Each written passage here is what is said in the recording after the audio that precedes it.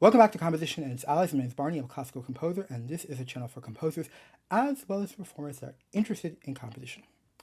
Orchestration for beginners is for anyone who wants to compose and orchestrate their first orchestral work, and in today's video, I will be vehemently critiquing the American tradition of teaching orchestration, and should I happen to cause any offense, please send me an address where I can send you a box of tissues. I will first start with a critique of the structural level of the conservatories, then I will go to how it's actually taught, and then in part 2, I will offer some solutions that will come from France. Let's begin. So I'm going to first start off saying that most of my compositional studies were in America, so I entered a high school conservatory as a tuba performance major because I was very good at the time, and then I started composition there, and eventually for college, for a bachelor's, I did 4 years in composition, and then I did 2 years of a master's in compositions. This is all in America, but I recognize there are some fundamental flaws in my technique, thanks to a teacher that had actually studied with Nadia Boulanger. And so then I moved to Paris, France, and lived there and studied and worked there for 5 years. So in studying orchestration, studying fugue, but especially studying harmony. So what I'm saying is based on actual direct experience.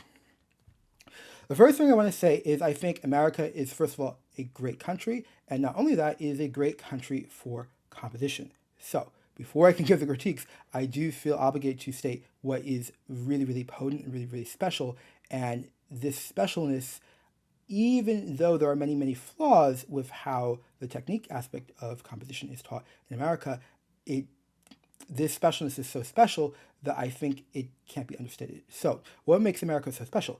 If you study composition in America and you get into a college or a conservatory program or some pre-professional program, you get direct experience. So, what do I mean by direct experience? Well, first off, you're going to have regular performances of your work. You're going to have access to performers that can perform your works, and you have access to rehearsal space. So, for example, when I was in high school, we had the high school I went to, we had organized composer concerts 3 times a year. So even though at the beginning I had no idea what it's doing, I just really felt very impotent. I was like, I don't know how to compose. I had that pressure of a deadline and things got done. Not only that, I had to organize the rehearsals, so I had to ask musicians, and I was located on campus, so it's very easy to ask my friends because I was taking the same classes.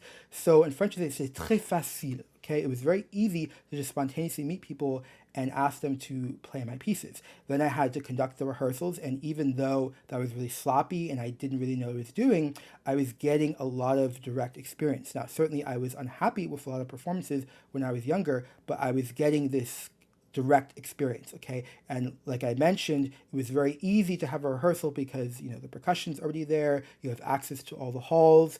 So if you have this opportunity, even though there may be other things that are really, really lacking, I think this overshadows the other things that are lacking, okay? Another thing you get if you go to a composition program in America is you get weekly composition lessons. Now, weekly composition lessons are great because you kind of have a mentor there, and they can help motivate you, they can help answer questions if I feel stuck, but to me, they're not very effective if you don't have direct experience. So if you just have lessons, but you don't have experience working with performers, getting the piece, and going to your teacher, I'm dissatisfied, it didn't go well, it doesn't sound well. For example, my first piece ever was a trio for bassoon, clarinet, and oboe, I think.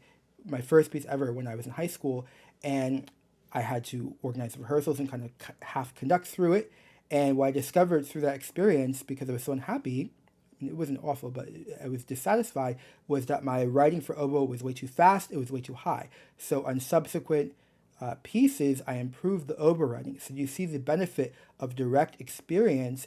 If a teacher tells you got to prove, then maybe you do it, but you don't have that direct experience. So I cannot overstate enough that opportunity that emerges in America, which I'll talk about in a second in France, it is very, very special. Now, when it comes to composition, I do not think France is a good country to go to if you really want to be like a composer. Really, you have something really special to say.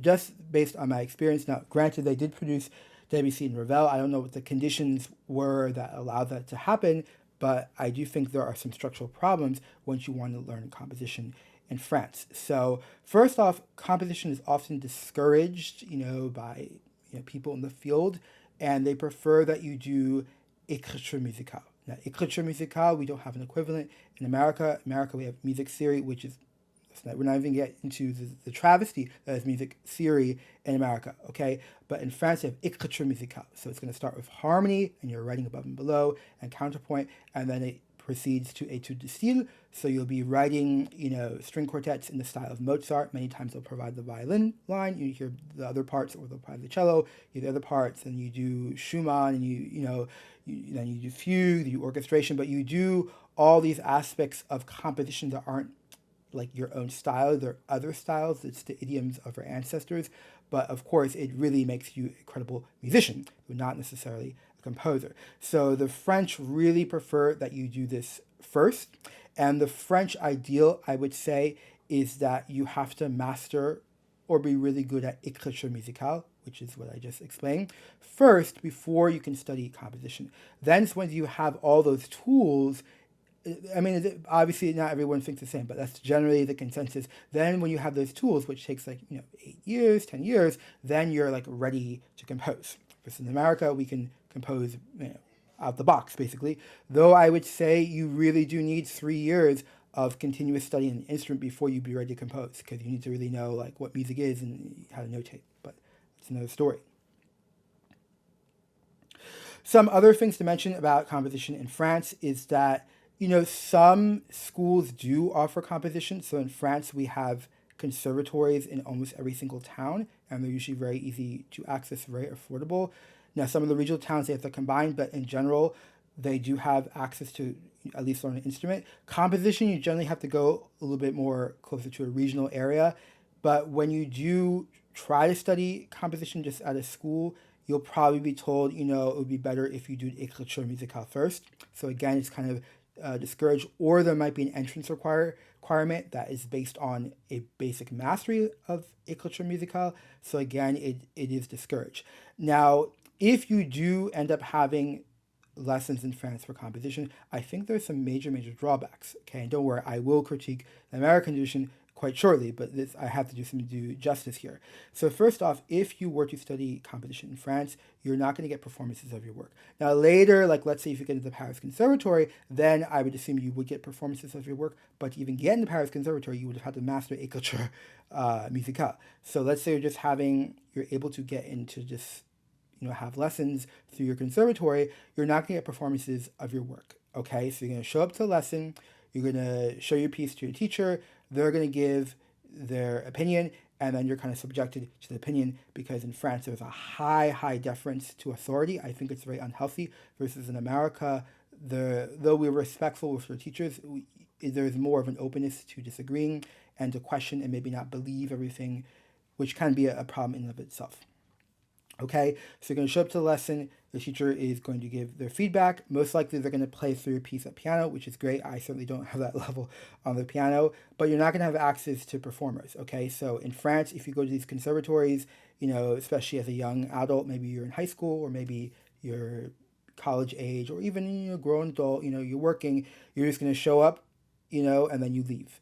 There's not really a hangout lounge, versus in America, if you're living on campus, there's dormitories, there's all kinds of places that facilitate conversation, so you become friends, so it's easier to ask people to play your pieces. And France, that can happen over a very long period of time, but it's not as organic. So that is a big drawback. The other drawback I want to say is in France, I find that the teachers are not mentors. So in America, the teachers that I studied with long term, I have a personal relationship with now.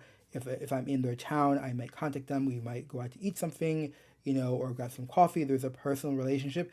Whereas in France, I haven't really seen it. It can occur, of course, in theory, but generally they're just there to give that direct opinion, and they're not there from an emotional perspective. The big consequence of how the French have composition set up in their country is that you have a lot of students, musicians, I can't call them composers, which I'll explain in a second, but musicians who have great technical polish. I mean, really, they can write in the style of Schumann, they can write in the style of Mozart, they can do these crazy stuff with fugue, like amazing, amazing technical polish, but they cannot compose in their own style. There's, when they try to, many of them don't have an interest, I think, because they've been so kind of indoctrinated in the l'étude de style, or the study of other styles. But many of them, when they do, it just sounds like some great, it sounds like Rameau, or it sounds like Ravel or Debussy, but just lacking some of the spark. Okay.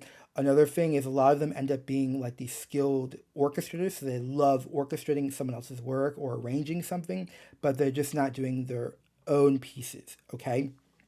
So I think that is a huge problem, because though we need that musical culture that the French are so amazing at, I mean, it's great that you can take a class and learn how to compose in style of Mozart. We're preserving his culture. I do not think it produces at least enough really composers to have something really to say. So, despite the many, many problems I see with orchestration teaching in America, despite that, I'm still very, very excited and grateful that I come from America and I got my primary training composition in America, because I just would not get to where I am if I had been stuck in the rigidity of the French tradition. Now we're going to discuss some of the problems, and the first section here, I want to talk more about the structural problems, and then we'll get into like specifically how it's taught. So I would say the way orchestration is set up in America feels a little bit chaotic and inconsistent. So it can really differ from school to school. They don't have one method. Like the French have a clear method. No matter what school you go to, it's going to follow a clear curriculum. It's going to be very, very consistent. Whereas in America, I think it's very much subject to that department or even that professor. Generally, what I can say is in America, their method of teaching orchestration is very much score analysis, okay, looking at Beethoven, which we'll look at in a little bit, or certain contemporary composers, which I have a lot to say that I won't be able to get into this video, but I think it's a very flawed approach, which I'll try to show. Or when you have orchestration classes, a lot of times I've seen that they're more instrumentation. Okay, so talking about how, Ravel wrote for the high oboe, okay, fine, I suppose that goes into orchestration, but spending a lot of time on the ranges and writing well for the instruments, that is really good, that's really important, but that's instrumentation, that's not orchestration. Another problem with orchestration teaching in America is the brevity of the programs. So in general, what I've seen is that it is 1 to 2 semesters. So in America, generally a semester is going to be maybe from September to December, and then the second semester would be from January to May. Okay, so probably 4 or 5 months. Okay. So basically, one complete school year. Certain cases, maybe just one semester, so half a school year, right? Versus in France, if you're studying orchestration, it's going to be at least 3 complete school years. And I will break down what you're going to learn in each school year in part 2 of this video, don't you worry. Okay, not only that, you're going to, at the end of that program, you're in a program just for orchestration. Or in certain cases, you can be in a program called Écriture musicale, which I just talked about, in which orchestration would be one of the components. But you can also get just a diploma. I wouldn't call it a degree, but it's a diploma in orchestration that, French would say attestation, that attests that you are competent or overcompetent, maybe not competent, in orchestration. In America, there is a high lack of accountability when it comes to college or conservatory music classes. Now, there are exceptions, but an exception does not undermine a norm. So please don't spare me, but I don't want to hear it. Okay, I've seen this very consistently, talking to a lot of different people in my own experiences, both in a bachelor's program and a master's program in America. Okay, so the first problem is easy A. So just to clarify, because I know a lot of our viewers actually watch from either Europe, I've seen from the analytics, I think some from South America or maybe other Middle East. So it's very wonderful. Some from Russia. It's amazing. That's beautiful. So I'll just give a quick explanation of what that means for those who don't know. So in America, our grading system is based on letters. So A, B, C, D, and F. F is failing. A is the top grade, like a 90 to 100. B would be an 80 with some variations. Okay, so A's are great. B's are still really good. C's okay, and well, in there. Now, in France, their grading system is a little bit different. It's sur 20 or sur 10 en général. What that means is usually it's going to be out of 20 or out of 10 in general, okay? So the French are also much stricter, okay, in general with everything. They critique more, they're less satisfied, okay, but that has great results when you want to get really good with your technique. So generally, like in France, and I was actually a teacher in France, not for music, but for English, so I do notice a little bit more of an average person. But I would say like a 14 out of 20, so 14 sur 20 is actually pretty good. Okay, if you get that on your exam for a course, that's actually pretty good. Something to kind of like tell your family. And like 16 sur 20 would be 16 out of 20 in the French is actually really good. Okay, that's like a really great and something you're really excited about. You won't really get much higher. Maybe 18 out of 20. It's doubtful. Okay, on est très exigeant, we say in French. They're very demanding. Another problem in the American tradition is there's no real homework. Now, okay, yes, I have had classes that have homework, but in general, what I've seen in a lot of these conservatories, like I said, it's easy A's. You just show up and you do the courses, and the main focus is on your, like if you're a violinist, on practicing and your lesson with your teacher, which I think is great value. So there's an understanding that my main time needs to go to my composition lessons and writing my pieces, composing my pieces, and if I'm studying an instrument or singing, all that time is going there. So I'm not that can be understood in another way. But one of the consequences is your other classes, even the classes that are designed to help you, they're not very serious. Okay, in French, this is pas trop sérieux. Okay, so what that means is there's no real homework. The teacher may assign homework, suggested reading. You're not going to read it because there's no requirement. You're not accountable for the information. You got to think about it. Like, let's say you are in a composition program and you have a composer concert coming up and you have to finish composing the piece and give it to the musicians. You have a guaranteed performance. So that is your main priority. And I that has to be your main priority, even if it means your other classes, the grades deplenish, which solution might be to limit some of these classes, but we'll get to that a little bit later. So because of that practical reality that you have your main focus, your main degree, you're not going to be able to put a lot of time into these classes, especially not if there's not something forcing you to actually do the work, okay? And that has a problem when you want to take orchestration class, because then you're not going to do the work, and how are you going to actually get better orchestration? In France, which I'll talk more in depth in the second part of this video, how their program actually works, you're going to have an end of the year exam. Okay, end of the year exam that's going to evaluate your effectiveness. So you have much fewer grades. You probably won't have any grades in an orchestration class, definitely not. But at the end of the year, you're going to have exams. France is a very test-centric society. They grow up with tests. Even to be like a janitor, you have to do this like assessment. They're very competitions and tests. Okay. So at the end of the year, you will probably do an orchestration exam, and you will have probably three levels for a grade. The top would be très bien, okay, which is like very good, and then you're gonna have bien, okay, that's still good, acceptable, and moins bien, which is doesn't look too good. And this actually will affect your salary potential. So in France, first thing is going to affect your salary and your ability to get jobs is what school. There's no way, it has to be the Conservatoire de Paris or the Paris Conservatory, or the alternative location, which is Lyon, okay? But it has to be a top school, because you will not get the top jobs. Someone else will always get it. They're very big on the top school, okay? So that's another problem we can talk about another day. But in addition to that, if you went to Paris Conservatory, for example, and you got your orchestration diploma, okay, and it says très bien, which is the top, then you're going to have a much easier time getting jobs. They're also recruiting students, right? If you want to recruit private students, and I went to Paris Conservatory and I have très bien, that is going to have a huge potential. So as you can see, there are built-in factors in the culture and the way that France is set up and how the grades are that are going to favor like supreme technique that we do not have in America. Now I want to talk about your difficulty you may have working with your college conservatory orchestra. So many colleges and conservatories have orchestras, not all, but in general, I think more do, at least if you have a program that even has composition to begin with. I think it's fairly likely maybe there's like a at least 60% chance this is some orchestra. Now, the levels can really, really vary, and a lot of times with some of these smaller programs, they do have to open it up to non-majors, okay, which kind of benefits, and there can be problems maybe with that, because we'll see benefits. But one of the problems, of course, is certain instruments may be missing.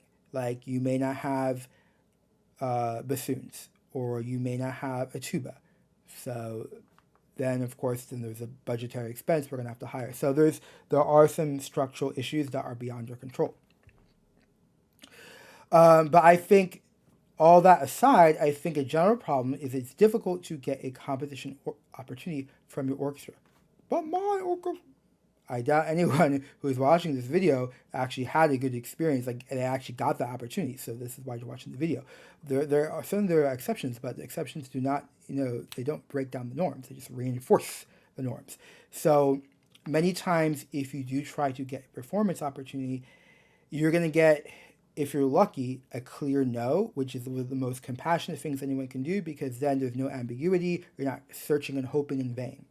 But many times you're going to get this weird teaser. It may come from the department, it may come from your teacher, but most likely it will come from people, outside of that who have the real decision-making process, either the head of the department or maybe the conductor, okay? And some of that teaser maybe that is really, really dangerous is they're going to say, let's see. What does let's see mean?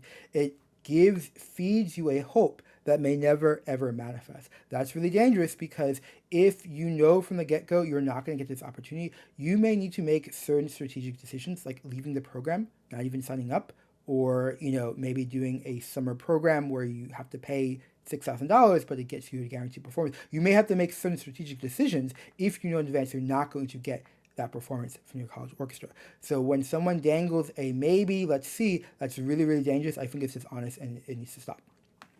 Now, of course, we live in a very litigious, legal-based society, so I don't know.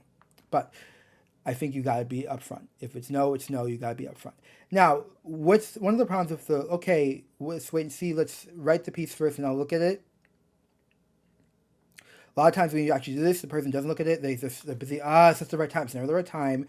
Okay.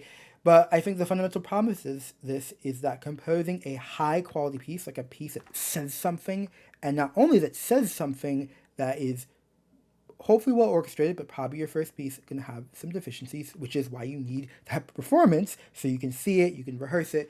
But let's say that's an issue. There's also a huge time with the parts.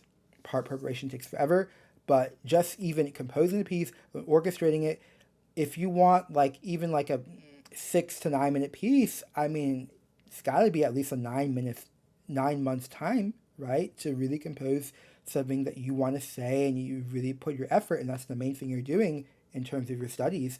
I think a 9 months is a reasonable time delay. It might take even longer.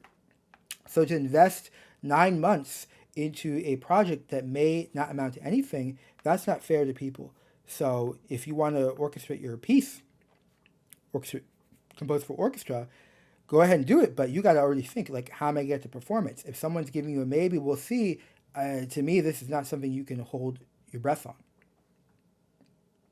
Now, I do want to acknowledge that there are some top-level conservatories and composer programs in America that do have an orchestral composition opportunity built in. Sometimes there's competitions, which I don't want to talk about today, but I have seen on some of these websites they have composer orchestras. Careful with a website, it can look, when you talk to people, it's very different from that experience. But I have seen a lot of some of the top programs, they do have a composer orchestra. Now, I can't speak very authoritatively on this, but I'll just give my personal assumption, and I could be terribly wrong, and I'm very happy to be corrected and get some real accurate information. But I suspect that composers are probably dissatisfied with these opportunities. Why would I say that? What I've seen is a lot of times when there is some kind of built-in composer, performance ensemble that's for composers, a lot of times it's not the best ensemble. It depends. Maybe sometimes it could, but some of these orchestras, I wonder, is it the best orchestra? Probably the top orchestra. They get to do Mahler and Tchaikovsky, and then, the is it really the best musicians that have the offer? Okay. Are there opportunities for revision? So are you writing something and then you get 2 minutes, or like do you get to revise it and really improve the work? Another thing is there a real performance? Because that's really how you're going to grow. You need to hear the form, you need to see how things go through time, because rehearsal can be very different from actual performance. Now, again, I'm not really familiar with these programs, but if you do have these opportunities, I would really do high quality research, because something can look really nice on paper and the reality is very different. Now I want to talk about readings, and I'll just give my general philosophy on composer readings, and then I will widen it to orchestral readings, or maybe go deeper, go specifically to orchestral readings. A reading, as I'm talking about it, is usually at a college or university. They will invite certain groups. I'm assuming they'll pay them, or for some reason that they would come, some chamber group like the Emerson String Quartet or Ictus Percussion, or some like hot, really trendy group, or some prestigious group, or just some group that's going to come and do some kind of workshop series with the community or maybe the composers.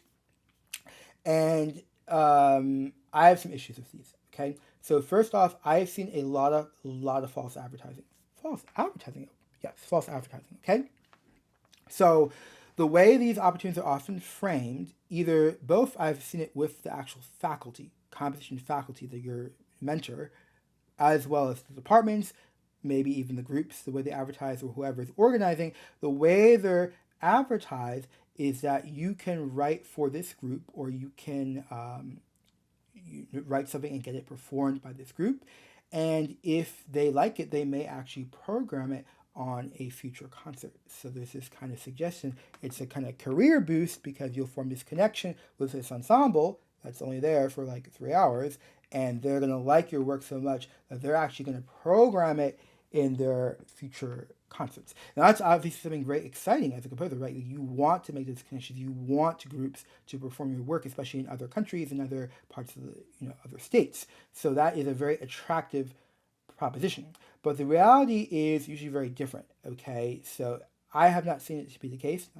Perhaps I'm wrong, but I've not seen it to be the case that ever, or very rarely, that these readings actually lead to a professional connection, or more importantly in this case, in terms of advertising, that they lead to you getting your work programmed on these concerts. Okay, and the reality, as I see it, and this is just my opinion, but the reality is these groups, when they want to get grant money and they want to program things where people attend, they're probably going to be looking at composers that are hot in the field, like they're either up and coming, there's a lot of buzz, there's a lot of publicity in the classical music press. It's not likely that they're just going to program your music just because they really like the music. Now, ideally that would happen, but what I have seen to be, it's just my perspective, I could be totally wrong, is that many times they're looking at like what's up and coming when they're programming. So just the fact that you do this reading, I don't think it's likely to lead to an opportunity for you. Another thing that we have to talk about, which is not controversial anywhere in the world except perhaps America, is diversity quotas. So unfortunately, in America, obviously there are reasons why we're so concerned with diversity and representation. But what has happened now is that there are many programs and opportunities, getting access to money, to power, to getting your pieces performed, that are linked to conditions that you have no control over. Okay, you have no control of the skin color, the gender, any of that nonsense. Okay, so you should not be judged based on these things.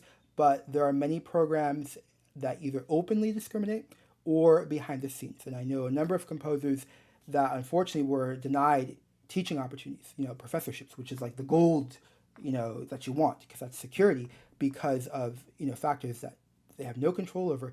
And in certain cases, this was not advertised, so they put all this time in a very lengthy and exhaustive process, and all for nothing. Okay, and it is a reality. To get grant money in America, you need sponsors, and if those sponsors are putting certain requirements, racial requirements, a minimum of representation, then you may be denied access to opportunities for something that has nothing to do with the quality of the piece or what you have to offer as a person. And I mentioned this in the context of these readings, is that these groups, obviously, they need to get money, limited resources, okay, from donors, from grants somewhere, and many states have these requirements that are built in, or it's understood that you have to appeal to that. So if you do not fit the it group of the moment, again, you will not get a performance, and you're putting your eggs in the wrong area, in the wrong basket, I guess. Another issue I have with readings in general, and I'll get to orchestral readings, is that there is not enough time to really rehearse the work. Okay, they'll say you have this. They'll really frame it like you're gonna juice the opportunity, and usually it just ends up sight reading. I mean, first, a lot of times there's no recording. So what can I do with the sight reading? Okay, I guess that okay, you get something, but it's really doesn't justify all the time required to make a quality composition that says something, right? Some of the critical questions I encourage you to ask when you have these opportunities is, can we ask, there's obviously you have to do it a little more diplomatically than I'm doing it, but I want to be blunt and clear here, that can you ask someone in the program, preferably in writing, because people can talk, but in writing, that's where we get real information. Can you ask, like, do we have evidence that this group has actually programmed composers that, they visited this college and then they went on to program this composer's work? Can we see actual evidence? Otherwise, you cannot feed people false hope. All right. And I think when people prey on composers in this way, it's wrong, because all of us want to have that dream of getting performed, getting New York Phil. We all want that. It's a really beautiful vision. We all believe it's possible. Okay. But to play into that, to get people to do something they otherwise might not do, is wrong. Now I want to broaden it a little bit and get into orchestral readings, or I guess deepen it and get into orchestral readings themselves. So colleges may offer some kind of orchestral reading in which you would get to compose a piece, and then their orchestra is going to have a session where they read it. Presumably you have some kind of recording that you can at least use for future auditions. We hope. One of the problems with this is that there's generally not enough time to actually rehearse the work, to truly rehearse it and get it at some kind of decent level that you feel satisfied, because usually it's going to be one day and that's it. All right. And if you have a free 3-hour rehearsal time with the orchestra, if you're just one composer, that's great. That's a lot. Probably it's not going to be just you. So if it's split among 6 composers, that's not as much. If it's over 10 composers, that's even less. Another issue, as I just talked about in the readings in general, is there's not enough time often to actually compose a work. So these readings, if they're announced enough time, yes. And if you're told, they tell the composers who is allowed to even compose for them, and it's communicated, to me, if you're going to have the reading in December, then you need to communicate, by April prior or May prior, so the composers have enough time to compose it over the summer, then get quality feedback in the fall, and then make revisions and get all the parts done. Okay, so there's got to be a time factor. So generally, I think there's just, what I've seen is not enough time. Now, this is not always the case, but it's just what I have seen. Also, don't forget the parts. The parts take forever to make. Another issue I've seen with orchestras, and this is not always the case, but it is sometimes the case. So I'm trying to be very nuanced here. So, but it's not always the case, but it can happen, and it's a very uncomfortable situation. And it's when the orchestra, the general vibe of the orchestra can be very, French say déprimant. Okay, it was a nice way of saying kind of a little bit depressed, but more importantly, there can be a tone, a coldness, or a kind of unpleasant air in the atmosphere. All right. This can come from a number of different factors. It can sometimes feel like an obligation, right? Sometimes it can also be immaturity, like, oh, I just want to do Tchaikovsky. That's only real music, right? There can be maturity. It can also be that this opportunity was kind of forced on them, and maybe the conductor really wants to do it, but the students don't want to do it. But I have seen instances, just in general, with competition opportunities where you don't know the people, you're not already connected to them, and then it's like feels like an imposition, and you just feel like uncomfortable, and you feel like judged, and you don't. It's not a real connection that you're doing. Keep in mind, composers tend to be highly sensitive people, so it's only even worse for us. Another issue that you may run into with an orchestral reading is that in certain cases, orchestra musicians can turn very hostile, or maybe not hostile, but negative towards the composer. This is not always the case. There's many times where this is not the case. I don't think it's the majority of the cases, but it can happen. And it's a very unpleasant experience to be part of. And I think it surfaces for a couple of reasons. One could be just kind of a lack of understanding or a lack of tolerance for poor writing, okay, or maybe even bad page turns. So, for example, orchestral musicians are used to, playing the best of the best, things that are Tchaikovsky and Beethoven are like very, very well written, especially for string players, okay? Not only that, they have professional level parts. Even if you download it from IMSLP, it's still like very easy to use the part. So you certainly have not mastered these things. Even just like easy page turns is something you have to learn. So when you have an orchestral reading and you do not have these things checked off, the musicians can sour very quickly. It doesn't necessarily become because they hate your music, but it's really frustrating when you can't do your job. And if the music is very awkward to play, but you want to master it, but it's just not possible, or if like you can't find where you're on the music because of something with the printing, people get very angry very quickly, and this can turn into kind of this kind of cold hostility in the room. It doesn't always happen, but it is something that can happen. Now, a quick solution for this I would propose is that, the teacher and the department have to work with the composer ahead of the performance. It can't just be like you compose the piece and then you have that reading. No, you need to verify that this meets basic standards so we can present it to the musicians, okay? Especially non-idiomatic writing, that's something that has to be addressed in a lesson. It's not acceptable, okay? It's just not acceptable. If you're writing for a student orchestra, it has to be at a level that they can play. Right, and especially if it's something that's super awkward, lots of leaps and stuff for a string instrument, it's not acceptable, and the teacher has to get in there and say, no, you can't do that. Another thing it would be to have a long-term relationship building. So over the course of the semester, you would show the music to different, the section head of the violins and the cellos and the horns to get impact, okay, get feedback. But of course, this requires time, it requires a lot of planning. So by no means am I saying that this is something easy to do, but it would be a practical solution to some of the problems I just illustrated. One final thing I want to say with orchestral readings that can happen, it can happen just in general with any kind of compositional opportunity, is that composers may not have a say in the process, okay? So could just be that there's a rehearsal, the composer doesn't get anything to say, or they'll have 2 seconds to say something and the pressure is so high that they can't critique anything, they can't work on anything, they can't shape the piece to how they're actually hearing, and there's this general attitude even sometimes like, oh, they should be grateful that we're providing this opportunity. One other thing I want to mention is that I think in classical music sometimes we have really low standards and we think, okay, well, at least I got, at least. All right, so now in part 2 of problems, I want to go directly into the classroom and what I see as some of the issues in the classroom for the teaching of orchestration. And don't worry, in part 2, of this video, I will talk about how the French learn orchestration and why I think it's just so much better. So the first fault I see with the teaching of orchestration in America, many programs, it is no how to. Okay, they don't actually teach you how to do it. Like, how do you manage to do this, this, and this to get a well-orchestrated piece? It just doesn't happen, okay?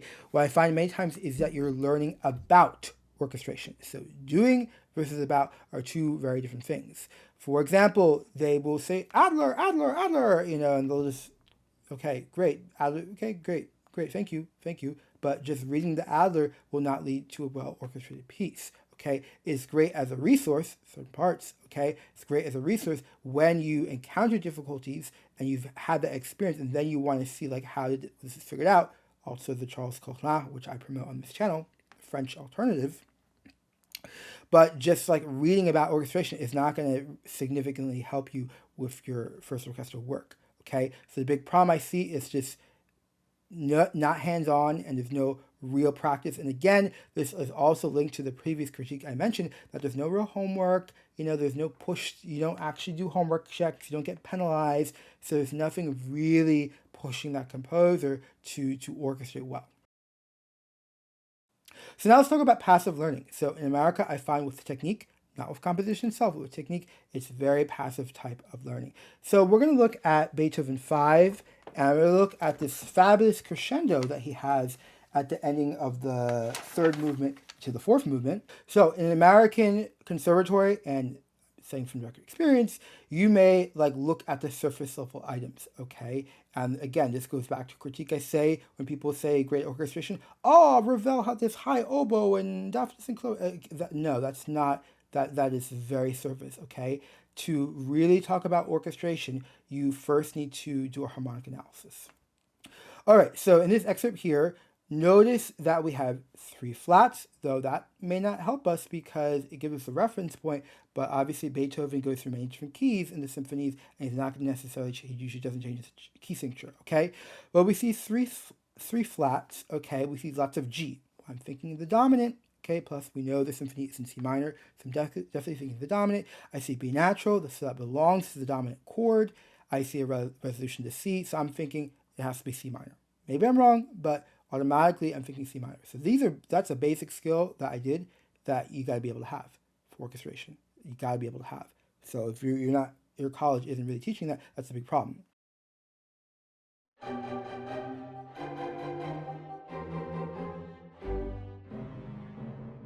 So some quick observation, okay? Quick observations. So notice the second chord has lots of fifth in it, the G's, okay? So that is playing into the sound that Beethoven is hearing, which I think is something, I don't think it's required as we talked about, but it's something that might be helpful to talk about when you're doing an actual orchestration class. We talked about this in a previous tutorial called the Orchestration of Intervals. I think I released it a month or two ago. So if you want to go in depth with that, then go ahead and check it out. And I even had a section specifically on bringing out the fifth in chords, the effect that can have, and especially in this minor chord here on the tonic, it's a very great effect that Beethoven has.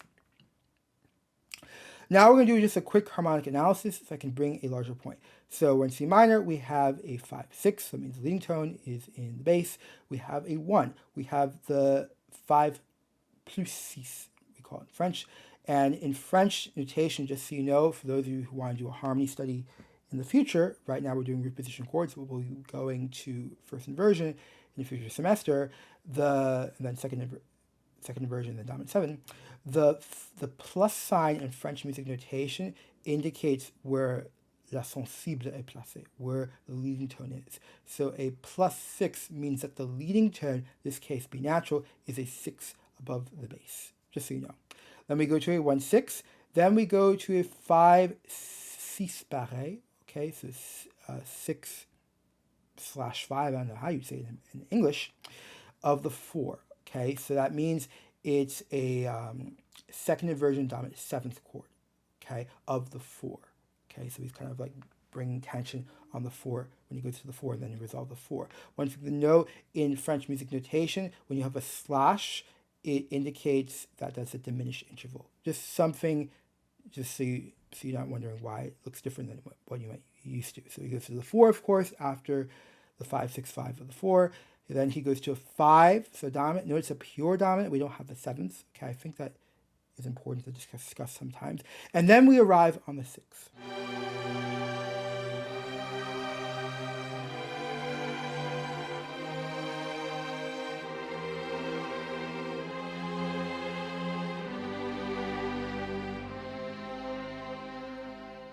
So what have we now? We have a deceptive cadence. To me, this is the baseline. Before we're talking about orchestration, about this great crescendo, we're talking about the harmony. I do not see how it's possible to have a legitimate conversation if you don't first know what's going on with the harmony. Okay, so notice the orchestration of this particular chord. Notice we have a low viola on the 3rd. Okay, that really dark sound. That is part of the orchestration. It has to be talked about. Okay, notice that we have no 5th in the chord. Very interesting. Quick thing I'll say about that, I don't want to do too much of a long spiel. Generally, it's better to have complete chords if it's like a forte. I mean, it's a big generalization. but you will notice with the classical composers, sometimes they take out, the fifth from the chord. I guess usually it's the fifth for like something that's piano or something that's really short in duration. But that's kind of a higher level orchestration. We can't really discuss this yet. Notice we spend a significant amount of time on the sixth. That's playing into that crescendo feeling. Then we go to the dominant. So that massive, amazing crescendo from the third movement into the fourth movement of the Fifth Symphony. Yeah, we can talk about the instruments, and we'll talk about that briefly, but notice that it's on that dominant, okay? So there is a harmonic tension, okay? There's the harmony itself is preparing us for this magnificent arrival. It's not the instruments add to it, but first it was coming through the harmony, which before that, of course, the compositional the wisdom, the intuition, but the harmony is playing out. So we go to the dominant, and now we can start looking at the surface, okay? So the surface is what I consider like the sexy parts of the orchestration. The instruments, what they're doing, and the cool stuff that makes you sound cool and fancy. But underneath it, first, you need to know the harmonies. This is a big critique I have in American tradition. And I have to say, I think one of the reasons maybe that composers are just not capable of doing a real harmonic analysis. I don't know if they're, maybe. For Beethoven, maybe. But when you get to the key changes, it can be quite tricky. So a couple of things I'll just say. It's like, notice that the timpani is on the tonic, okay? So the timpani was very limited at Beethoven's time. It could only do tonic and dominant, okay? Or that's all they used. So notice that Beethoven puts the timpani on the C and not on the G, like the basses. Very interesting to notice, okay? But again, we can only get there because we first looked at the harmonic analysis. Also, I think what really contributes to the success of this passage is that Beethoven suppressed the brass for so long, okay? Partly, when you do have lots of key changes, you often have to suppress the trumpets and the French horns because they just can't they're not valved yet. But nevertheless, he suppressed the brass, and then he brings in the brass after a long period of absence with the trombones, which I don't believe we had trombones prior in this symphony. So that is a huge, huge aspect of the orchestration. But of course, before that, we have that dominant, we have that deceptive cadence, that on propelle à train, was really setting up the success of this section. Now, there's a lot more I want to say, a lot more I want to critique, but I want to move on to how the French learn orchestration.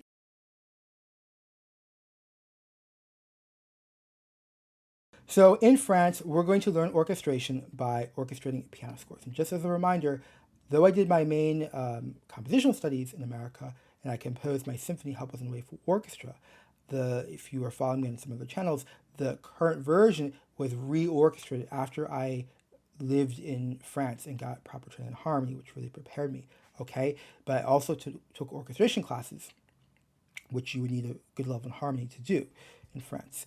So in France, you're orchestrating piano scores, okay, from the masters. So you get piano sonata, you assign a piano sonata, and then you have to orchestrate it, okay? So year one, we have the classical era, okay? The classical era, you're using the natural French horns and the natural trumpets, okay? So that means they're not valved and they're limited to the notes of the harmonic series, which means there's maybe only 4 different pitches of various octaves that they can actually hit. So that means you're restricted to those limitations, which means you'll be thinking with the classical sound and you'll see how to come up with innovative solutions with a very limited means. Also, the timpani can only do 2 notes, the tonic and dominant. So again, you're really restricted with your percussion and you're just going back to basics when it comes to orchestration. Year 2, you'll do the Romantic era. I think I did Brahms and some Wagner, maybe some random French composers like Vincent Landais. I don't quite remember. To me, this wasn't the pivotal year for me. But for me, the pivotal year was year 3 when you're definitely doing Ravel and Debussy. France there's no way you're not going to do that. France is very, very particular when it comes to Ravel and Debussy. Okay, and I have to say one of the hidden benefits of this is prior to this study, I didn't have a big appreciation for Debussy, but after orchestrating his music, his piano music, I just started to hear the magic. So these studies, though they help you with orchestration, they will also teach you kind of the musical culture. So the format is that the teacher is going to assign you homework, and then you have to do as much as you can. Many times my teacher would assign way too much homework, and we just do as much as we do what we can. So how I benefited from the corrections. So of course I took notes. When I went home, I would rewrite the notes. I would review the notes. I reorganize them. I classified them by topic. Okay. I would look at the proposed solutions that my teacher gave me, and I would own them. So I play this for piano, make sure it's just cemented in my brain, maybe recopy. So you want to make sure you have time to get to the next assignment as well. But this is what I call hyperactive learning. So there's passive learning, which is you're just observing and you're not actually taking things in. It's just very intellectual. There's active learning, which is what the French do, where you're orchestrating piano score and you're actually learning through the direct experience. There's hyperactive learning, where you really want to own the information, so it's just you get the most from it. Now, time required, so for orchestration in the French style, I would say you're going to need at least 10 hours minimum a week. For me, maybe I could squeeze it with 8, but I was always unhappy, though I had to prioritize my studies in harmony and some other studies, so I couldn't give more. Ideally, you'd have 12 to 15 hours, okay? So something to mention, in France, composers are going to have fewer classes. In America, I think we have way too many classes, and it just sucks up our time. In France, you may only have 2 or 3 classes, but then you have a lot more time to focus. But of course, in France, education is much cheaper, you may not have to work, so it's a different system. Now, what I'd say on a good week, I would be able to orchestrate 2.5 measures of music, so 2.5 measures of music. So maybe 4 plus 4, 8, so 10 full measures of music, like in the style of Mozart, would be very reasonable. So what's the first big realization? Well, orchestration takes a lot of time, right? Only 2.5 phrases, only 10, that takes a lot of time. So when you do orchestration in the French style, you learn by doing, right? If someone told you how long it takes to orchestrate, it doesn't really sink in. But when you do it week after week after week, then you intuitively know this is going to take a lot of time. One thing to note of the final exam, that you're going to have to orchestrate an entire passage, okay? So you might have the entire exposition of Mozart. I think it's even more. Definitely feel like I did like 80 measures or more. I'd have to check, but you're doing an entire passage. And again, one of the things you realize is orchestration is a lot of work. So in this video, I want to show you an example of some of the corrections that you might get if you study orchestration in the French style. So let's talk about octave doublings and finding the true harmony.